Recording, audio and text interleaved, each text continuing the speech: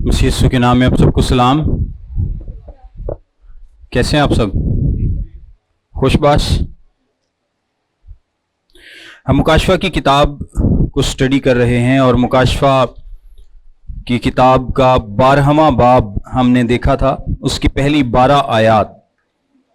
और थोड़ा सा अगर मैं रिवाइज करता चलूं तो जो पहले 11 चैप्टर्स में जब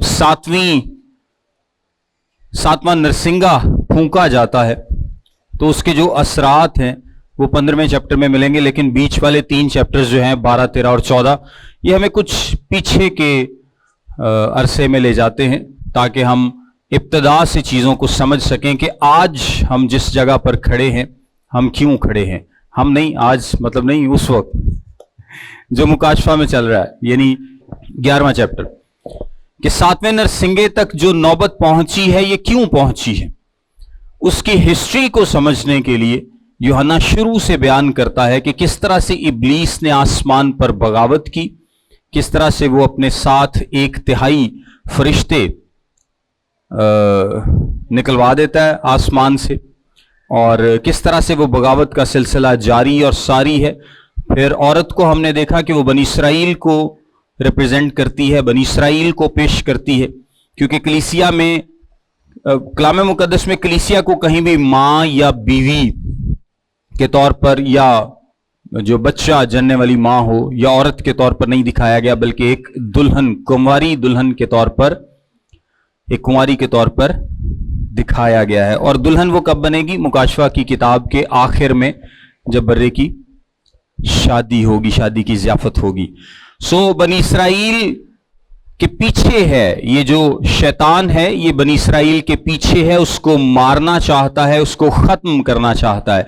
क्यों? क्योंकि खुदा के बहुत सारे जो वादे हैं वो इसराइल के साथ हैं। और आपको पता है कि इब्लीस हमेशा ये कोशिश करता है कि जो भी खुदा से रिलेटेड बात है वो उसके हमेशा ऑपोजिट करे। और यानी अगर खुदा ने कहा है कि इधर जाना है तो उन्हें कोशिश करनी कि सारे इधर जान, तो हमेशा वो खुदा के प्लान्स को, उसके मंसूबों को फेल करने की कोशिश करता है। हमेशा इब्लीस की ये एफर्ट रही है, बागे अदन से लेकर आज तक जो भी खुदा का मंसूबा है वो उसको फेल करने की कोशिश करता है। सो जब उसको पता है कि बनी इसराइल के साथ खुदा के बहुत सारे मंसूबे जुड़े हैं और आखिर तक जुड़े रहेंगे, यानी जब तक ये दुनिया खत्म नहीं हो जाती, यीशु मसीह आ नहीं जाते, वो फाइनल जंग नहीं हो जाती, बनी इसराइल के साथ सारे वादे हैं और ये कायम रहेंगे। सो उसकी कोशिश है कि वो बनी इसराइल को कत्ल करे।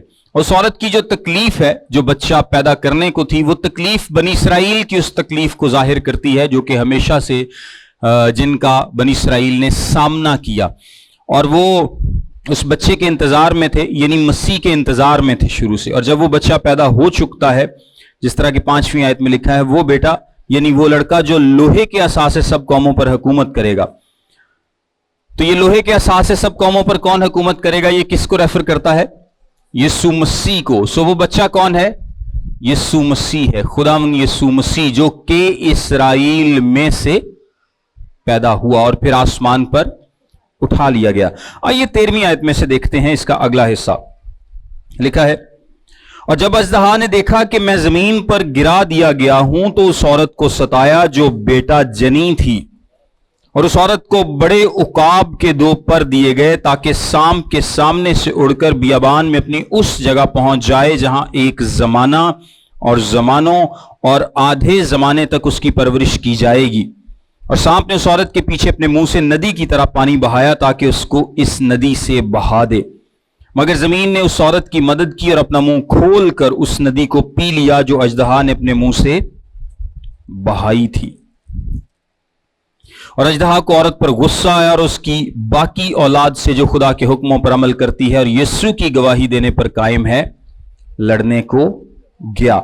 अब हम उस वक्त की बात कर रहे हैं, यानी आखिरी सालों की बात कर रहे हैं, आखिरी 7 सालों की बात कर रहे हैं। और ये जो पीरियड लिखा है कि औरत को कितनी देर तक महफूज रखा गया, उसकी परवरिश की गई, जमाना और जमानों और आधे जमाने। जमाना 1 साल, जमानों 2 साल, टोटल 3 हो गए, और आधा जमाना यानी 3.5 साल उस औरत की परवरिश की जाएगी। और यहां पर जो इससे पहले जिक्र किया गया है कि उसको बड़े उकाब के 2 पर दिए गए, इसको माना जाता है कि खुदा इनको यहां से निकालेगा, इनको बाहिफाजत कहीं लेकर जाएगा। सो हो सकता है कि कोई स्पेशल फ्लाइट्स हों जिन पर इनको ले जाया जाएगा, क्योंकि जब मुकाशफा की किताब लिखी गई तो उस वक्त तो किसी को आइडिया नहीं था हवाई जहाज का या किसी भी ऐसी चीज का। उस वक्त तो ये बिल्कुल एक अननोन चीज थी, बल्कि आज से 200 साल पहले भी इसका किसी को आइडिया नहीं था शायद। तो आज के जमाने में हम ये देखते हैं कि इजीली फ्लाइट्स के साथ आपको एक जगह से दूसरी जगह मुंतकिल किया जा सकता है। मेरे साथ जरा देखें मत्ती की इंजील उसका 24वां बाब।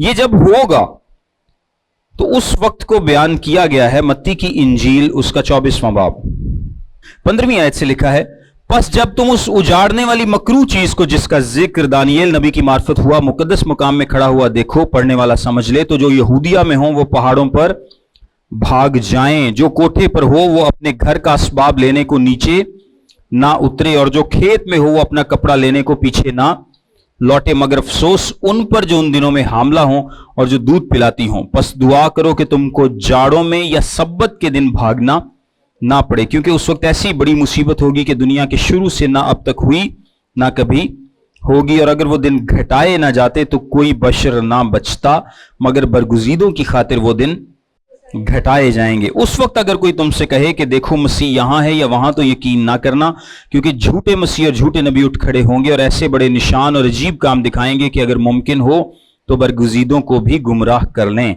देखो मैंने पहले ही तुमसे कह दिया है, बस अगर वो तुमसे कहें कि देखो वो बियाबान में है तो बाहर ना जाना, या देखो वो कोठड़ियों में है, तो यकीन ना करना, क्योंकि जैसे बिजली पूरब से कौंद कर पश्चिम तक दिखाई देती है, वैसे ही इब्ने आदम का आना होगा। जहां मुर्दार है वहां गिद्ध जमा हो जाएंगे।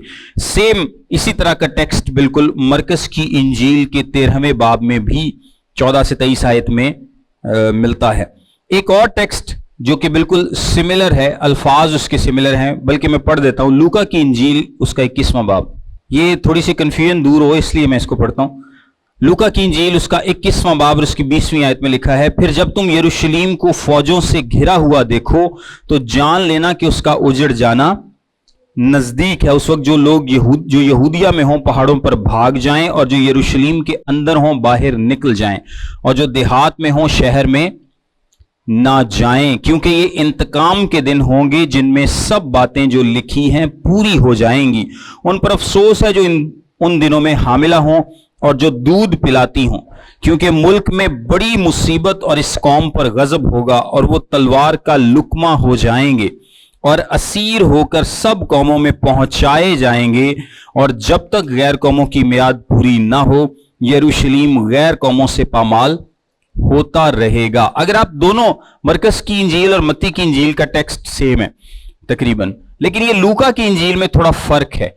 जो मरकस और मत्ती की इंजील में टेक्स्ट है, ये दुनिया के आखिर की बात की गई है। ये बिल्कुल दुनिया के आखिर की बात है कि जब यीशु मसीह ने कहा तुम उस उजाड़ने वाली मकरूह चीज को उस जगह पर देखो, यानी जब एंटी क्राइस्ट को तुम उस प्लेस पर देखो, यानी 3.5 साल के बाद जब गुजर जाने के बाद ये वाकया होगा, तब वो काम किया जाएगा। लेकिन जो लूका की इंजील में बयान है ये यरूशलेम की बर्बादी के लिए है। और यरूशलेम की बर्बादी किस साल में हुई थी? 70 में। यरूशलेम की बर्बादी किस साल में हुई थी? सन 70 में, जब उन्होंने यरूशलेम में 11 लाख यहूदियों को कत्ल किया था। और खैर ओवरऑल बड़ी बर्बादी उन्होंने की थी रोम वालों ने। बगावत को कुचलने के लिए सन 70 में उन्होंने बहुत बड़ी तबाही की थी। हैकल को मिस्मार कर दिया गया था, कोई पत्थर पर पत्थर बाकी ना छोड़ा, बहुत सारे लोगों को कत्ल किया, लोग निकल गए, छोड़ गए, शहर को ऐसा वीरान किया कि कहा जाता है कि कोई अगर आकर देखे तो उसको यकीन ना आए कि यहां पर कोई शहर आबाद था। सो जो लूका की इंजील में पेशगोई लिखी है ये सन 70 में पूरी हो गई थी। और इसका अगर आप आखिर भी देखें तो आखिर में क्या लिखा है कि जब तक गैर कौमों की मियाद पूरी ना हो यरूशलेम गैर कौमों से पामाल होता रहेगा और वो असीरों का सब कौमों पे पहुंचाए जाएंगे। और आपको पता है कि उसके बाद बनी इसराइल को मुल्क छोड़ना पड़ा, बहुत सारे परागंदा हो गए, असीर हो गए, इधर उधर चले गए और वो रुस्वा हुए, यरूशलेम को तबाह बर्बाद किया गया। सो जो लूका की इंजील में टेक्स्ट है ये सन 70 के लिए यीशु मसीह ने कहा था, लेकिन क्योंकि इसमें बहुत सारे अल्फाज मिलते हैं, बहुत सारी इस्तिलाहात मिलती हैं और बहुत सारे जुमले आपको ऐसे लगेगा कि जैसे दोनों मत्ती और लूका में सेम है। ये इसलिए भी सेम है क्योंकि जो लूका की इंजील में हुआ ये एक प्रीव्यू है, एक ट्रेलर है जो कि बाद में होगा, यानी एक प्रीव्यू है जो कि दुनिया के आखिर में होगा, जो कि मत्ती की इंजील में बताया गया है। इस तरह से मुसीबत आन पड़ेगी और लोगों ने वो मुसीबत देखी। सन 70 में वो मुसीबत देखी जब इतनी बड़ी फौज यरूशलेम पर चढ़ आई और उन्होंने हर एक को वहां पर कत्ल करने की कोशिश की और 11 लाख लोगों को कत्ल कर भी दिया। 11 लाख बहुत बड़ी तादाद है उस जमाने में, यानी आप समझ लें कि तकरीबन सारे शहर को उन्होंने तह तेग कर दिया, हर किसी को मारकर लाशों के ढेर लगा दिए। जो जहां भाग सका वो भागा, जो पकड़ा गया वो मारा गया। सो ये एक प्रीव्यू था जो दुनिया के आखिर में होगा, तब भी इसी तरह के हालात होंगे। यानी जब एंटी क्राइस्ट, जब मुखालफे मसीह उन लोगों के पीछे पड़ेगा, यहूदियों के पीछे दोबारा से पड़ेगा, तो उनको हिदायत दी गई है कि अगर कोई कोठे पर है तो वो अपना सामान लेने को नीचे ना उतरे, यानी आपके पास टाइम कम होगा, शॉर्ट टाइम होगा, जो भाग सकते हैं भाग जाएं। और जो कोई खेत में है वो अपना असबाब लेने को पीछे ना लौटे। लेकिन अब की बार थोड़ा सा फर्क ये है कि अब की बार खुदा की तरफ से इनकी हिफाजत का इंतजाम किया गया है। सो खुदा इनमें से बहुत सारे लोगों को एक खास डेजिग्नेटेड प्लेस पर ले जाएगा, जहां पर एक जमाना, 2 जमानों और फिर आधे जमाने, यानी 3.5 साल तक इनकी हिफाजत की जाएगी, वहां पर इनको रखा जाएगा। और एक और बात भी आप देखें कि इस दौर में, आगे जाकर हम इसको देखेंगे भी, कि आप कोई चीज नहीं खरीद सकते। आपको पता है कि जिसने अपने ऊपर मोहर को लिया है सिर्फ वो खरीदारी कर सकता है, सिर्फ वो दुनिया में नॉर्मल या जैसे जिंदगी हम गुजार सकता है। इस पर हम बाद में बात करेंगे। तो ये लोग फिर कैसे जिंदा रहेंगे, ये कैसे, इनकी प्रोविजन का क्या बनेगा, इनको खाना पीना कहां से मिलेगा। सो जिस तरह खुदा ने बनी इसराइल को मन खिलाया था, कहा जाता है कि मैं भी खुदा का कोई और इस तरह का इंतजाम हो कि इनकी परवरिश, क्योंकि खुदा ने लिखा है कि इनकी परवरिश की जाएगी 3.5 साल तक उस औरत की, यानी इसराइल की। और इसमें और भी बहुत सारे लोग हैं जो ईमान से इब्राहिम के फर्जंद हैं, अब इस पर भी बात करते हैं। इन सब लोगों की हिफाजत की जाएगी, इनको बचाया जाएगा, इनको प्रोवाइड किया जाएगा। और बेशक इब्लीस को पता भी हो, एंटी क्राइस्ट को पता भी हो कि ये कहां पर हैं, वो इनका कुछ नहीं बिगाड़ सकेगा। आगे क्या लिखा है, और सांप ने उस औरत के पीछे अपने मुंह से नदी की तरह पानी बहाया ताकि उसको इस नदी से बहा दे। अब ये जो नदी है, ये बेसिकली कहा जाता है कि किसी किस्म की फोर्स है या कोई फौज हो सकती है, किसी किस्म की फोर्स या फौज हो सकती है, यानी एक मैसिव फोर्स या फौज हो सकती है जिसको उसने बनी इसराइल के पीछे लगाया ताकि इनको मार दे या कत्ल कर दे या इनका वजूद इस दुनिया से मिटा दे। लेकिन आगे क्या लिखा है, मगर जमीन ने उस औरत की मदद की और अपना मुंह खोलकर उस नदी को पी लिया जो अजदहा ने अपने मुंह से बहाई थी। ये बड़ी ग्राफिक सी पिक्चर है, लेकिन अगर आप थोड़ा सा इमेजिन करके देखें तो आपको एक वाकया पुराने अहद में भी मिलता है कोरा के खानदान के ताल्लुक से। और उस वक्त भी जमीन ने अपना मुंह खोला था और उनको निगल लिया था। एक और वाकया आपको मिलता है फिरौन की फौज के ताल्लुक से, कि जब वो पूरी फोर्स बनी इसराइल के पीछे लगी थी तो पानी ने उनको डबो दिया था, पानी ने उनको डबो दिया था, खत्म कर दिया था। और ये वो दौर है कि जब मोहरें खुल रही हैं, और जब मोहरें खुलती हैं तो आपको पता है कि मोहरों के साथ जल्जलों का भी जिक्र है। बहुत बड़े बड़े भूचाल आ रहे हैं, बहुत बड़े बड़े زلزلے آ رہے ہیں. سو کہا جاتا ہے کہ میں بھی کسی زلزلے یا بھونچال کے سبب سے زمین ان کو اس طرح سے نگل جائے جس طرح سے اس نے کورا کو نگل لیا تھا, جس طرح سے کورا کو نگل لیا تھا. لیکن اس کا جو مطلب ہے, ہم ایک اندازہ تو لگا سکتے ہیں, لیکن اس کا جو مطلب ہے, مطلب یہ ہے کہ خدا معجزانہ طور پر ان کی حفاظت کرے گا. خدا ان کی حفاظت کرے گا. ان کے پیچھے فورس لگائی جائے گی, جو کوئی فورس بھی ہو سکتی ہے ان کو مارنے کے لیے, لیکن خدا اس فورس سے ان کو بچائے گا اور ان کی حفاظت کرے گا. اور پھر آخری آیت میں لکھا ہے, اور اژدہا کو عورت پر غصہ آیا اور اس کی باقی اولاد سے جو خدا کے حکموں پر عمل کرتی ہے اور یسوع کی گواہی دینے پر قائم ہے, لڑنے کو گیا. اب یہ اژدہا جو ہے یعنی سانپ, ڈریگن, اب اس کو غصہ آتا ہے. وہ عورت بچائی گئی, خدا نے اس کی حفاظت کی, اس کو ایک خاص جگہ پر ٹرانسفر کر دیا. اس نے اس کو مارنے کی کوشش کی, وہاں پر بھی اس کو مارنے کی کوشش کی, لیکن اس کی فوجوں کو نقصان پہنچا, اس کی فورسز کو نقصان پہنچا. اب اس کو غصہ آتا ہے اس بات پر کہ کیوں میں اس کو قتل نہیں کر پایا, کیوں میں اس کو مار نہیں پایا, کیوں میں اس کو ختم نہیں کر پایا. یہ آپ کو یاد ہوگا کہ جب مجوسی آئے تھے تو ہیرودیس بادشاہ کیا کرنا چاہتا تھا؟ کیا وہ سجدہ کرنا چاہتا تھا یسوع مسیح کو؟ وہ قتل کرنا چاہتا تھا. تو اس نے چالاکی سے کیا کیا, اس نے مجوسیوں کو کہا کہ ٹھیک ہے, جب وہ تمہیں ملے تو مجھے بھی بتانا تاکہ میں بھی آ کر اسے سجدہ کروں. تو اس کا پیچھے پلان یہ تھا کہ میں اس بچے کو قتل کر دوں گا, میں اس تک پہنچ جاؤں گا اور میں اس کو قتل کر دوں گا. اور جب وہ اس کو قتل نہیں کر پایا تو پھر اس نے کیا کیا, باقی تمام بچوں سے اس کا بدلہ لیا. اور سوچ تو اس کی یہ تھی کہ شاید ان تمام بچوں میں یہ بھی مارا جائے, لیکن خیر وہ اتنے غصے میں تھا, اور ویسے بھی وہ غصے کا بہت زیادہ تیز تھا, اتنے غصے میں تھا کہ اس نے باقی تمام بچوں کو قتل کروا دیا. یہاں پر یہ دیکھیں کہ سیم ہی کیریکٹرسٹکس ہیں, کیونکہ وہ بھی ابلیس کے ہی فرزندوں میں سے تھا. یہ ابلیس کا بھی سیم ہی کیریکٹرسٹکس, اس کی بھی یہ خاصہ ہے کہ اس کو اب غصہ آتا ہے, اور غصے میں یہ کیا کرتا ہے, باقی لوگوں کو قتل کرنے کے لیے نکل پڑتا ہے. اگر ان کو نہیں مار پایا تو جو باقی دنیا میں ہیں ان کو وہ قتل کرے گا. اچھا 13ویں باب میں دیکھیں, یہ کنیکٹڈ ہے پچھلے 12ویں باب کے ساتھ. پہلی آیت سے لکھا ہے,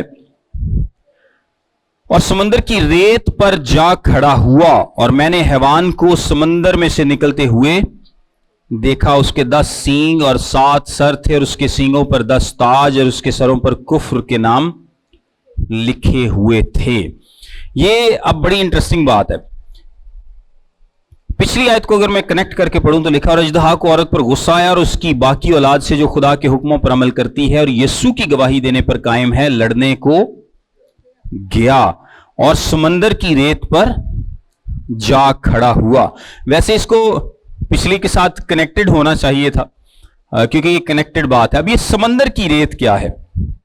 اگر آپ کلام مقدس میں دیکھیں تو آپ کو بہت ساری جگہ پر سمندر جو ہے, یہ قوموں, سمندر کی ریت بیسیکلی کس چیز کو ریپرزینٹ کرتی ہے. میرے ساتھ اس کے لیے ایک حوالہ دیکھیں, مکاشفہ کی کتاب 20واں باب اور اس کی 8ویں آیت. یہاں پہ لکھا ہے, اور ان قوموں کو جو زمین کی چاروں طرف ہوں گی, یعنی جوج و ماجوج کو گمراہ کر کے لڑائی کے لیے جمع کرنے کو نکلے گا, ان کا شمار سمندر کی ریت کے برابر ہوگا.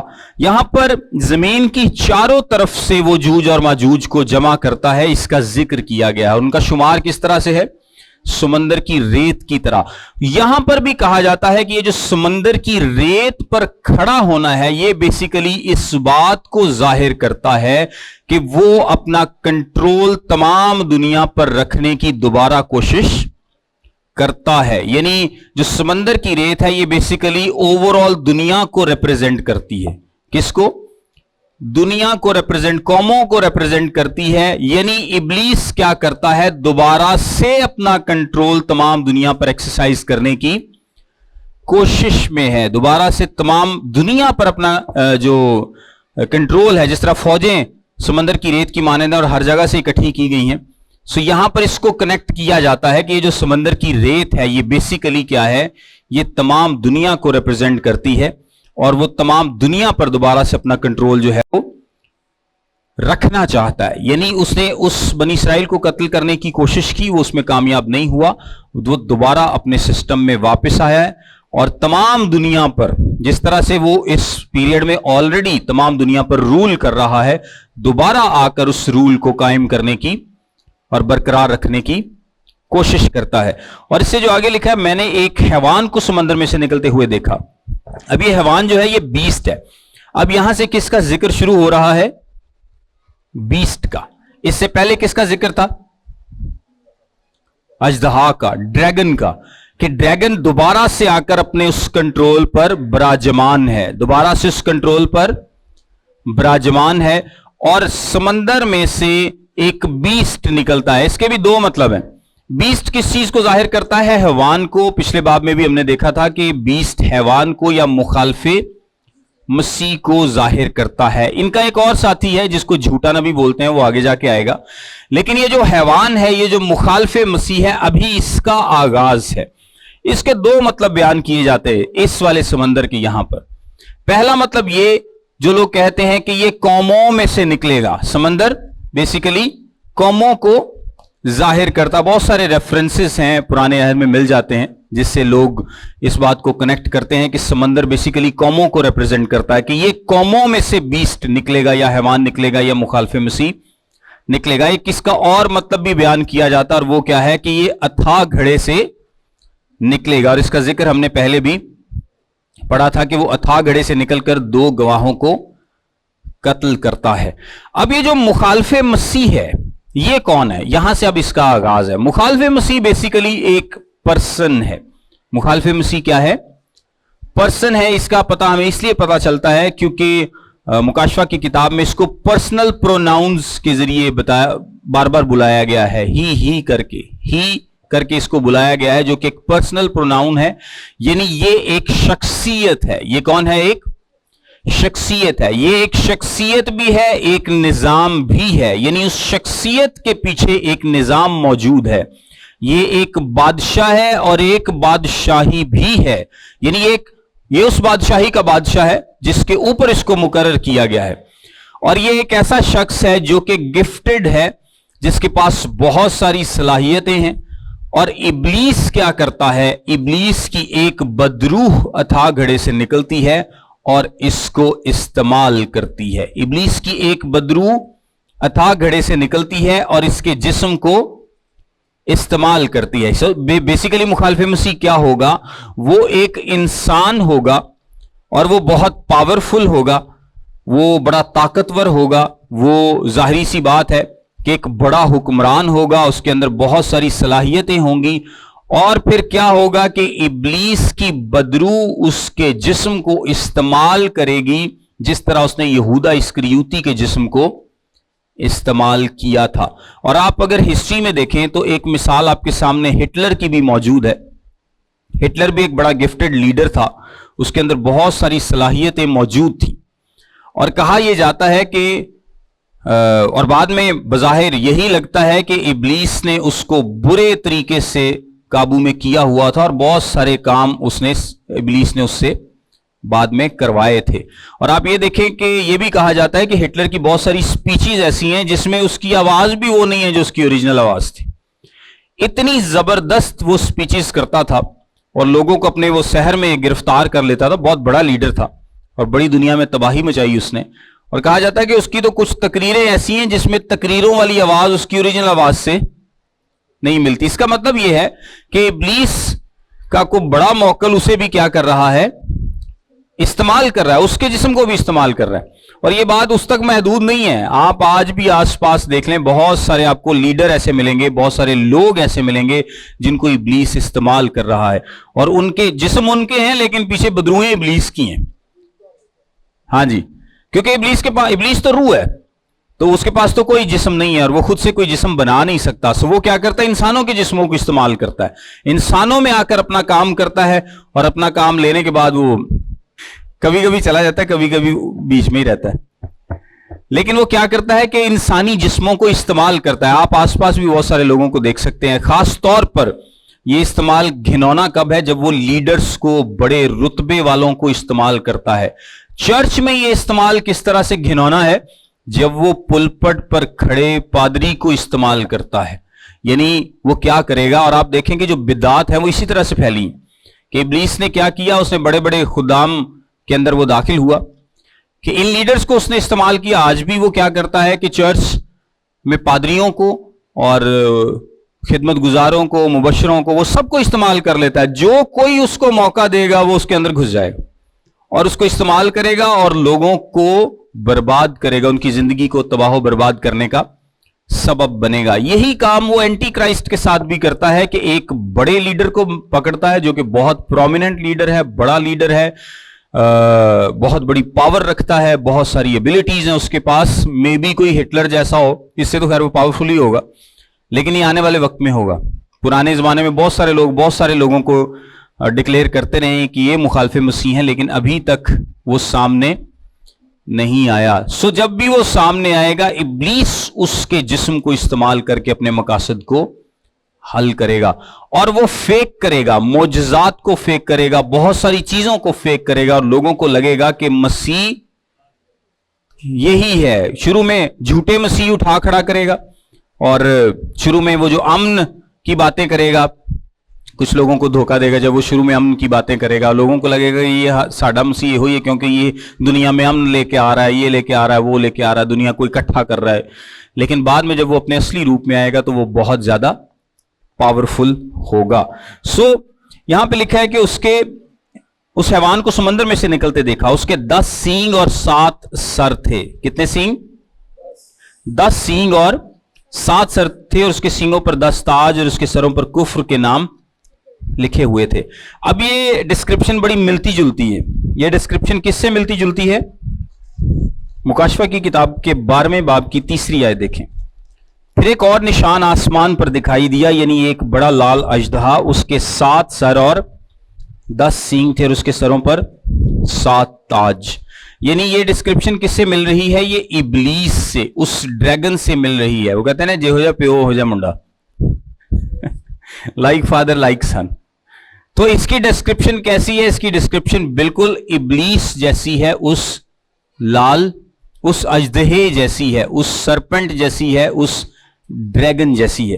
میرے ساتھ کچھ حوالے دیکھیں دانیل کی کتاب میں سے، بلکہ دانیل سے پہلے تھسلونیکیوں کا خط دیکھیں، 2 تھسلونیکیوں، اس کا 2 باب. مکاشفہ کی کتاب میں مخالف مسیح کا ذکر ہے، اینٹی کرائسٹ کا ذکر ہے، لیکن یہ ذکر اس سے پہلے بھی موجود ہے. نئے عہد میں لوگوں کو پتا تھا کہ مخالف مسیح آنے والا ہے. یوحنا کا خط اس بات کو بیان کرتا ہے، وہ کہتا ہے کہ مخالف مسیح آنے والا ہے. پھر پولس رسول تھسلونیکیوں کے خط کے 2 باب کی 7ویں آیت میں کہتا ہے، کیونکہ بے دینی کا بھید تو اب بھی تاثیر کرتا جاتا ہے، مگر اب ایک روکنے والا ہے، اور جب تک کہ وہ دور نہ کیا جائے روکے رہے گا. اس وقت وہ بے دین ظاہر ہوگا، جسے خداوند یسوع اپنے منہ کی پھونک سے ہلاک اور اپنی آمد کی تجلی سے نیست کرے گا، اور جس کی آمد شیطان کی تاثیر کے موافق ہر طرح کی جھوٹی قدرت اور نشانوں اور عجیب کاموں کے ساتھ، اور ہلاک ہونے والوں کے لیے ناراستی کے ہر طرح کے دھوکے کے ساتھ ہوگی، اس واسطے کہ انہوں نے حق کی محبت کو اختیار نہ کیا جس سے ان کی نجات ہوتی. یہاں پر پولس رسول اینٹی کرائسٹ کے بارے میں بتا رہا ہے. اب میرے ساتھ دیکھیں دانیل کی کتاب، اس کا 7واں باب، اس کی 8ویں آیت. یہاں پر حیوانوں کا ذکر ہے، اور 8ویں آیت میں لکھا ہے، میں نے ان سینگوں پر غور سے نظر کی، اور کیا دیکھتا ہوں کہ ان کے درمیان سے ایک اور چھوٹا سا سینگ نکلا، جس کے آگے پہلوؤں میں سے 3 سینگ جڑ سے اکھاڑے گئے. اور کیا دیکھتا ہوں کہ اس سینگ میں انسان کی سی آنکھیں ہیں، اور ایک منہ ہے جس سے گھمنڈ کی باتیں نکلتی ہیں. اب 8ویں باب کی 23ویں آیت دیکھیں. 8ویں باب کی 23ویں آیت میں لکھا ہے، اور ان کی سلطنت کے آخری ایام میں جب خطاکار لوگ حد تک پہنچ جائیں گے تو ایک ترش روح اور رمز شناس بادشاہ برپا ہوگا. یہ بڑا زبردست ہوگا، لیکن اپنی قوت سے نہیں، اور عجیب طرح سے برباد کرے گا، اور برومند ہوگا اور کام کرے گا، اور زوراوروں اور مقدس لوگوں کو ہلاک کرے گا، اور اپنی چترائی سے ایسے کام کرے گا کہ اس کی فطرت کے منصوبے اس کے ہاتھ میں خوب انجام پائیں گے، اور دل میں بڑا گھمنڈ کرے گا، اور صلح کے وقت میں بتیروں کو ہلاک کرے گا، اور بادشاہوں کے بادشاہوں سے بھی مقابلہ کرنے کے لیے اٹھ کھڑا ہوگا، لیکن بے ہاتھ ہلائے ہی شکست کھائے گا. یہ کس کے بارے میں ہے؟ मुखालफे मसीह के बारे में। एक और हवाला देखिए, दानियेल ही की किताब, उसका 9वां बाब और इसकी 26वीं आयत। और 62 हफ्तों के बाद वो मनसूख कत्ल किया जाएगा और उसका कुछ ना रहेगा, और एक बादशाह आएगा जिसके लोग शहर और मकदिस को मिस्मार करेंगे, और उसका अंजाम गोया तूफान के साथ होगा, और आखिर तक लड़ाई रहेगी। बर्बादी मुकर्रर हो चुकी है, और वो 1 हफ्ते के लिए बहुतों से अहद कायम करेगा। ये मुखालफे मसीह के बारे में है। और निस्फ हफ्ते में ज़बीहे और हदिये मौकूफ करेगा, और फसीलों पर उजाड़ने वाली मकरूहात रखी जाएंगी, यहां तक कि बर्बादी कमाल को पहुंच जाएगी, और वो बला जो मुकर्रर की गई है उस उजाड़ने वाले पर वाक़े होगी। और दानियेल की किताब, उसका 11वां बाब और उसकी 36वीं आयत लिखा है, और बादशाह अपनी मर्जी के मुताबिक चलेगा और तकब्बुर करेगा, और सब माबूदों से बड़ा बनेगा, और इलाहों के इलाह के खिलाफ बहुत सी हैरत अंगेज बातें कहेगा, और इकबाल मंद होगा यहां तक कि कहर की तस्कीन हो जाए, क्योंकि जो कुछ मुकर्रर हो चुका है वाक़े होगा। वो अपने बाप दादा के माबूदों की परवाह ना करेगा, और ना औरतों की मरगूबा को और ना किसी और माबूद को मानेगा, बल्कि अपने आप ही को सबसे बाला जानेगा, और अपने मकान पर माबूद हिसार की ताजीम करेगा, और जिस माबूद को उसके बाप दादा ना जानते थे सोना और चांदी और कीमती पत्थर और नफीस हदिये देकर उसकी तकरीम करेगा। वो बेगाना माबूद की मदद से मुहकम किलों पर हमला करेगा, जो उसको कबूल करेंगे उनको बड़ी इज्जत बख्शेगा, और बहुतों पर हाकिम बनाएगा, और रिश्वत में मुल्क को तकसीम करेगा। ये आगे भी आप पूरे चैप्टर को पढ़ सकते हैं। ये बेसिकली एंटी क्राइस्ट के बारे में बहुत सारी बातें लिखी गई हैं। और अगर खुलासतन आप देखें तो वो क्या है, वो मगरूर है, वो ताकतवर है, वो घुमंडी है, वो खुदा के लोगों को कत्ल करता है, और वो गारतगरी को लाएगा, वो दुनिया पर कब्जा करेगा, दुनिया के मुल्कों पर हुक्मरान होगा, और बहुत ज्यादा पावरफुल होगा। ये सारी जो बातें हैं ये उसको डिस्क्राइब करती हैं। अब मेरे साथ देखिए दानियेल की किताब, उसका 2 बाब 31वीं आयत से। यहां पे लिखा है, ए बादशाह तूने एक बड़ी मूरत देखी, वो बड़ी मूरत जिसकी रौनक बेनिहायत थी तेरे सामने खड़ी हुई, और उसकी सूरत हैबतनाक थी। उस मूरत का सर खालिस सोने का था, उसका सीना और उसके बाजू चांदी के। अच्छा, यहां पर जो दानियेल बेसिकली एक मूरत को एक्सप्लेन कर रहा है, ये मूरत है क्या?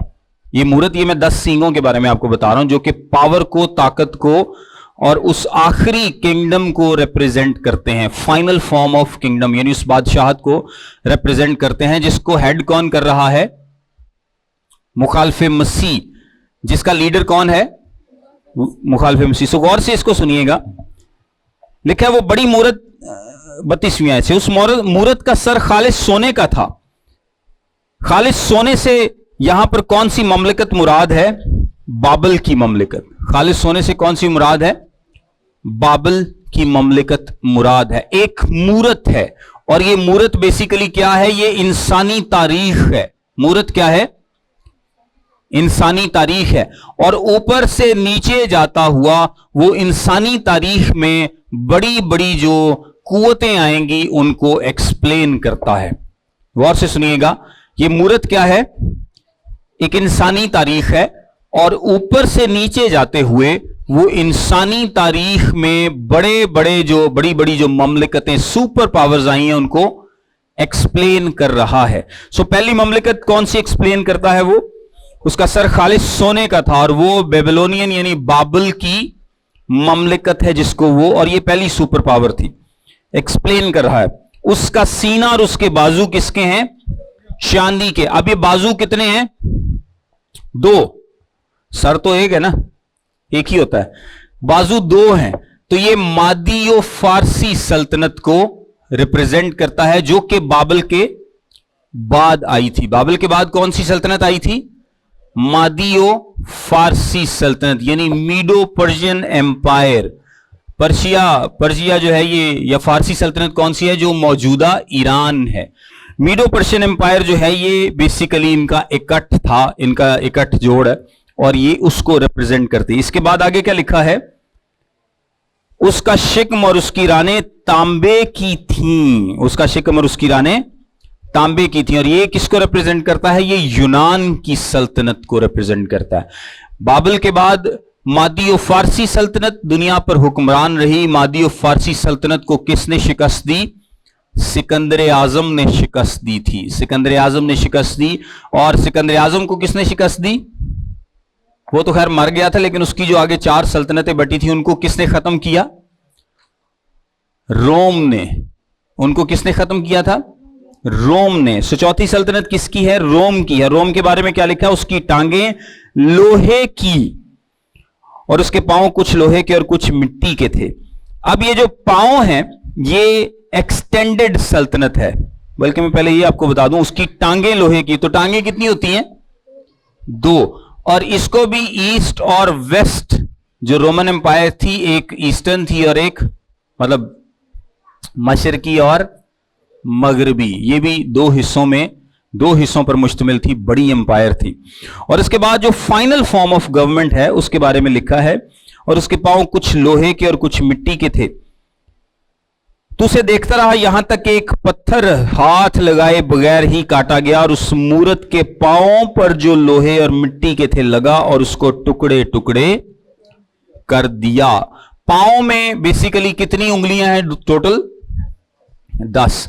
और इस जो गवर्नमेंट है, ये जो अभी हमने एंटी क्राइस्ट के बारे में पढ़ा है, इसके सर पर कितने हैं ताज? 10 सींग हैं। इसके कितने सींग हैं? 10 सींग और 7 सर हैं, और सींगों पर 10 ताज हैं। सींगों पर 10 ताज। सो ये बेसिकली जो 10 का हिंसा है, इसको अलामती भी कहा जाता है, कि जरूरी नहीं है कि 10 बादशाह या 10 ममलिकतें हों, जरूरी नहीं कि एग्जैक्ट 10 ममलिकतें या 10 बादशाह हों। ये बेसिकली एक फाइनल फॉर्म ऑफ गवर्नमेंट है, और ये तकरीबन मुकम्मल को जाहिर करता है कि इसके पास मुकम्मल पावर होगी, इस दुनिया में मुकम्मल पावर होगी। और ये जो उंगलियां हैं, ये जो पांव हैं, यहां पर लिखा है कि कुछ लोहे के और कुछ मिट्टी के थे। तो उसे देखता रहा यहां तक एक पत्थर हाथ लगाए बगैर ही काटा गया, और उस मूरत के पांव पर जो लोहे और मिट्टी के थे लगा और उनको टुकड़े टुकड़े कर दिया। ये कौन सा पत्थर है? ये यीशु मसीह के बारे में कहा गया है। किसके बारे में? यीशु मसीह के बारे में कहा गया है कि उसको टुकड़े टुकड़े कर दिया। तब लोहा और मिट्टी और तांबा और चांदी और सोना टुकड़े टुकड़े किए गए, और ताबिश्तानी खलियान के भूसे की मानंद हो गए, और हवा को उनको उड़ा ली गई, यहां तक कि उनका पता ना मिला।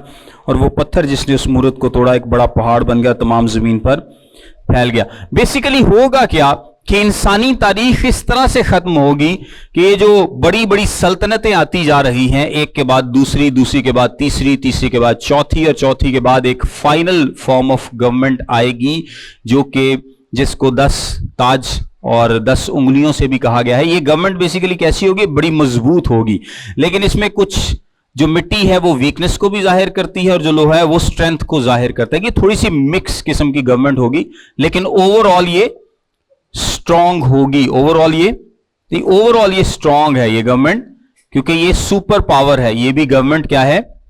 सुपर पावर है। यहां पर अगर आप दोबारा से देखें तो क्या लिखा है?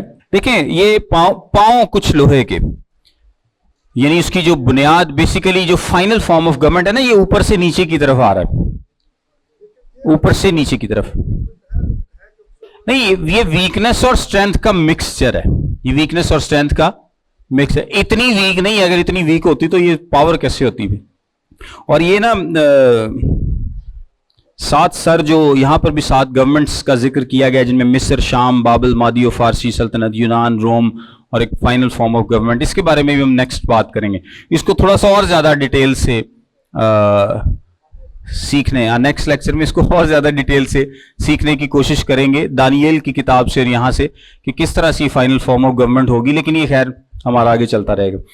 मॉडर्न जो दुनिया है ना, ये जिस तरह टर्मिनेटर्स की या रोबोट्स की या बाकी बातें कर रहे हैं, ये जो एसोसिएशंस हैं, ये कलाम तो बयान नहीं करता, आपको पता ही है, लेकिन इसमें फिर बाकी आते हैं अंदाजे सारे, कि जिस तरह वो एक बदरूहों की बात की गई, कि कुछ लोग कहते हैं कि ये, हाँ, तो वो मैं ही कहना कहा जाता है, तो कहने वाले तो बहुत कुछ कहते हैं, लेकिन एग्जैक्टली हमें नहीं पता, एग्जैक्टली हमें नहीं आइडिया। जिस तरह 2 गवाहों का कहा था कि जी तमाम दुनिया उनको देखेगी, तो यही हम आमतौर पे अंदाजा लगाते हैं कि सारी दुनिया, पहले लोग जब मोबाइल नहीं था आया तो लोगों का अंदाजा था कि 2 गवाहों की मौत को सारे टीवी पर देखेंगे, लेकिन अब यही कहा जाता है कि उन टीवी पे कोई वेंदा कोई नहीं है, तो अब वो किस पे देखेंगे? موبائل سے دیکھیں گے, فیس بک لائیو شاید کچھ اور ہو اس وقت. تو یہ جیسے جیسے چیزیں آگے بڑھیں گی تو بہت ساری چیزیں آگے اور نکلتی آئیں گی, کیونکہ ہر بندہ اپنے دور کے حساب سے سوچتا ہے. اور ایک دفعہ میں سوچ رہا تھا کہ جب 14ویں صدی میں بلیک ڈیتھ آئی تو اس میں تقریباً 25% لوگ دنیا میں مر گئے تھے بلیک ڈیتھ میں, اور 25% کا مطلب ہے کہ 1/4 لوگ دنیا میں اس وقت فوت ہو گئے. تو ہمارے جیسے بہت سارے لوگ یہ سوچتے ہوں گے یہ کوئی مور کھلی ہے, تو جڑا کلام سے لکھا ہے نا کہ 1/4 دنیا اس سے مر گئی, تو یہ وہی ہے کیونکہ اتنی بڑے پیمانے پر ڈیتھ, لیکن وہ نہیں تھی.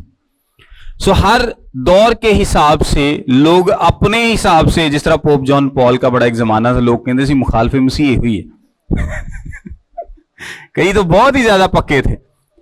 اس سے پہلے بھی بڑے لوگ ہو چکے ہیں جن کے بارے میں کہا جاتا تھا نہیں یہی مخالف مسیح ہے, اس کے ساری جو باتیں نا اس پہ پوری ہو رہی ہیں.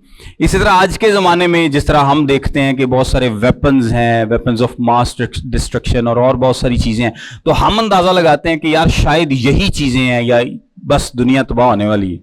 اس سے جب آگے تھوڑی سی دنیا ایڈوانس ہوگی, کو 50-100 سال بعد پتہ نہیں کون سی چیزیں ہوں گی, لوگ اس وقت اندازے لگا رہے ہوں گے.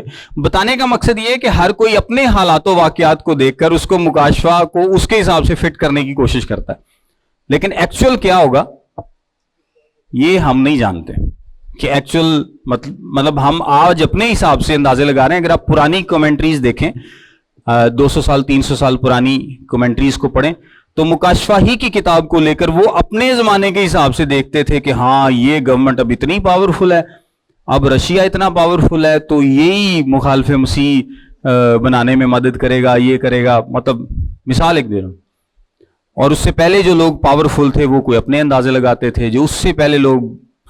تو ہم آج اپنے دور کے حساب سے دیکھ رہے ہیں کہ شاید ایسے ہوگا, لیکن میرا خیال ہے کہ جب آگے دنیا جائے گی تو پتہ نہیں کیا ہوگا.